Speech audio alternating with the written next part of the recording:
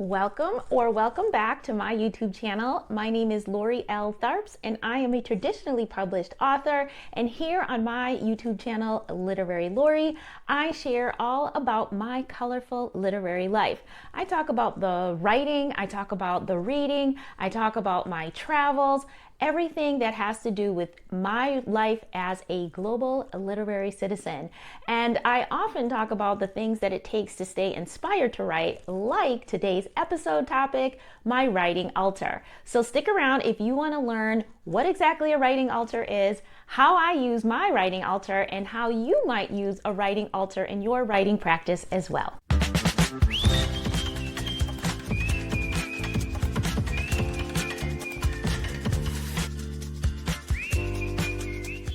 Hi scribes, welcome back to my channel. Thank you so much for stopping by to my little corner of the YouTubers. As I mentioned, my name is Lori and I use this channel to share about my writing life. And I hope that the content that you find here is instructional, informational, but also inspirational as well. Because the fact of the matter is, writing is hard and we have to do extra things in our lives to keep going. So one of the ways that I stay inspired is by having a writing altar, which you can see a little bit of behind me. So this video is really meant to just show you how I use a writing altar, what exactly the writing altar is, and some ideas of maybe inspiring you to create a writing altar as well. So to get started, I think the most important thing is for me to give you a little tour of my writing altar. So this is my writing altar, and you can see I have my Ida B. Wells Barbie, my Maya Angelou Barbie, I have my Toni Morrison candle and my James Baldwin candle, I have my collection of elephants, I have a special seashell, I have my tarot cards, and I have you can see peeking out in the back, I have a photograph of Chimamanda, who is one of my favorite contemporary authors. I also have a postcard from one of my own books to remind myself that, yeah, I've already done this before. I can keep writing, I can keep publishing. And then you see, I actually have a piece of cotton, like from a cotton plant, and that is there to remind me that whenever I think writing is just too hard, that I am not in a field picking cotton. That was hard. This is a privilege to write, to be able to write and get my books published and out into the world. So yeah, and you can see that this is just the shelf of one of my bookcases. So yeah, this is my altar. Okay, so you've seen my writing altar. I want to just basically go over the who, what, where, and why of writing altars so that you can make the decision for yourself whether or not you think you might want to incorporate a writing altar into your writing practice. So first, what is a writing altar? All right, this is very basic. A writing altar is whatever you want it to be. Honestly, you just saw mine.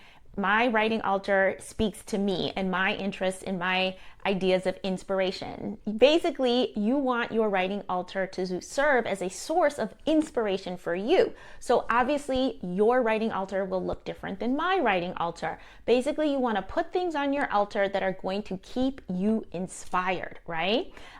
Just as an idea though, you saw my writing altar. It has a hodgepodge of things that inspire me. Some people actually like to use a writing altar like a 3D vision board for the book project that they're working on. So for example, if you're working on a romance that takes place in my home state of Wisconsin, for example, maybe in your writing altar you have some corn stalks, maybe you have some snow, some visions or images of snow, maybe you have, images of the characters, images of the location, the setting. So again, it's kind of like a 3D vision board for you. So your book, your novel comes alive in your writing altar. So the idea, again, it works, whatever works for you to keep you inspired. I also like to, no matter what, whether it's kind of the 3D vision board version or just your kind of magical space where you put things that keep you inspired, like your literary ancestors, if you will. I always like to have little tiny bits of magic there. So whatever magic means to you, candles, maybe some crystals, whatever feels magical to you, interpret that however you want. But I always think a little dusting of magic on your altar is good. All right, great.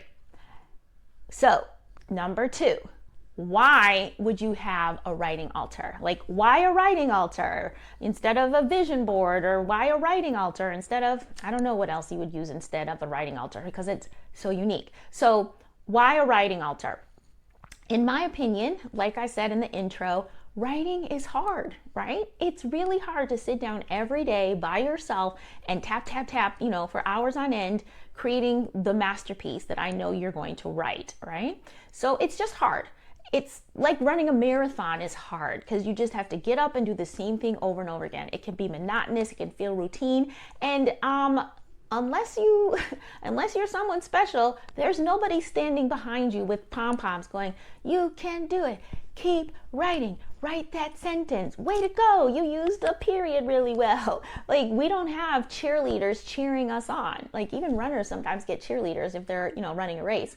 So having a writing altar can be that cheerleader for you, that extra source of inspiration that you can turn to when it gets hard.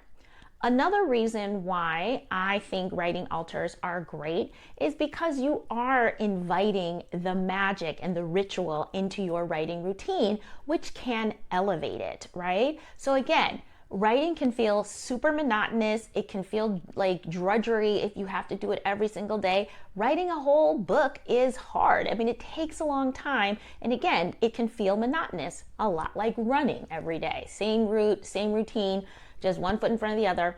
So inviting like the magic and the mystical into your writing practice can just elevate it and make it feel a little bit more special. So you can have a writing altar and you can incorporate some ritual into it. So for example, before I sit down to write, I go to my altar, I light the candle, I talk to my literary ancestors, I talk to Chimamanda, and I'm like, "Help me, you guys, what should I do today?" Or, I may have a certain problem, like how to advance the plot in my novel.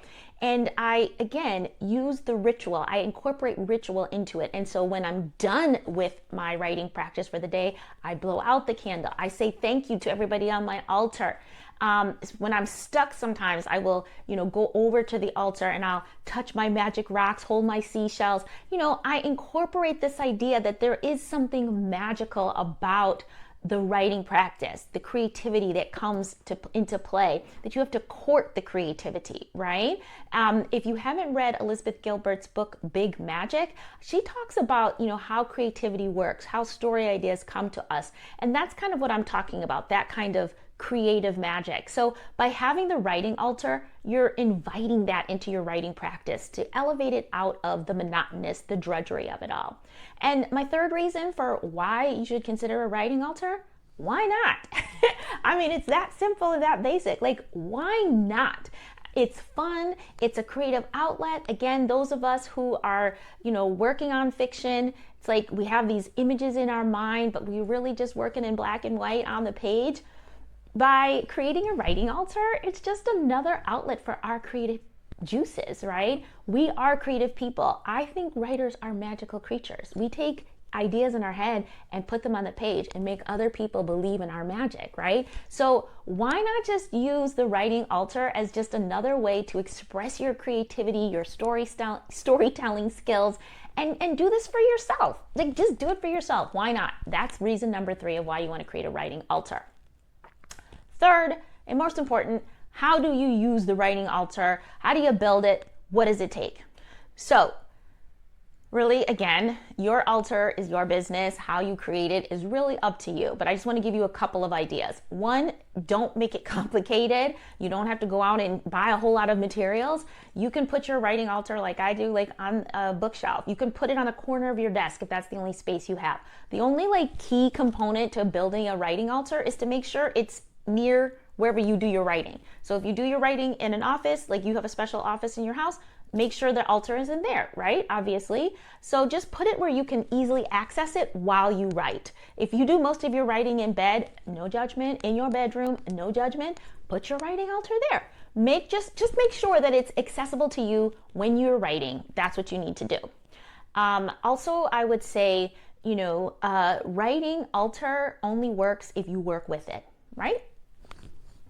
you have to use it for it to bring its magic to you, right? And what I mean by that is simply, like I was talking about ritual before, if you have an altar and you really want it to help you stay inspired, help you get over those rough patches of writing, the writer's block that you may be having, again, incorporate the ritual, use it. Don't just let it grow dusty in the corner. When you're, again, starting your writing practice, light that candle or do a little prayer of, please, literary ancestors, guide my fingers, whatever it might be, because then you get the benefits, right? You get the benefits when you work with the altar instead of just letting it sit there doing nothing, right?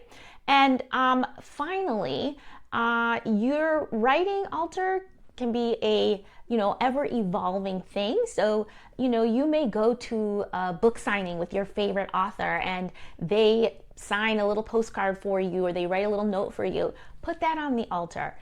If you're doing the altar that's more like a 3D vision board, you're onto a new book project, clean out the altar, build a new one.